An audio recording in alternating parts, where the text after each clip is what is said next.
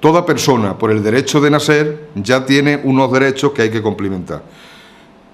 La Declaración Universal de los Derechos Humanos dice que toda persona humana tiene derecho a comer, tiene derecho a vestirse, tiene derecho a tener una vivienda, tiene derecho a la sanidad, tiene derecho a la educación, tiene derecho a los servicios sociales. Esos elementos mínimos, para cubrir todos esos elementos mínimos, ese movimiento que surgió en aquel tiempo, pues lo cifró en una renta por encima del umbral de la pobreza. Eso independientemente, en cada país puede ser una cantidad distinta. En España podría ser el sueldo mínimo interprofesional que percibiera la persona desde que nace hasta que se muere.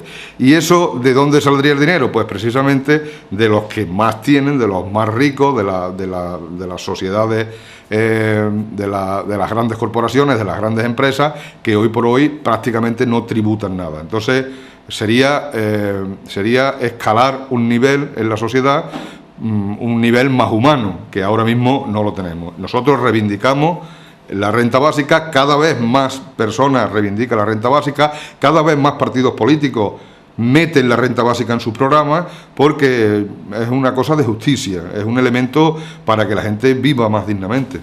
Vamos a salir mañana a las 9:30, todo el que se quiera apuntar se puede apuntar, o bien en el ayuntamiento, que nos hace el favor la secretaria del ayuntamiento, la secretaria del alcalde, o bien a cualquiera de nosotros, pues llamarnos por teléfono o si nos ven por la calle, y simplemente avisar de que van a venir para que tenga su plaza reservada.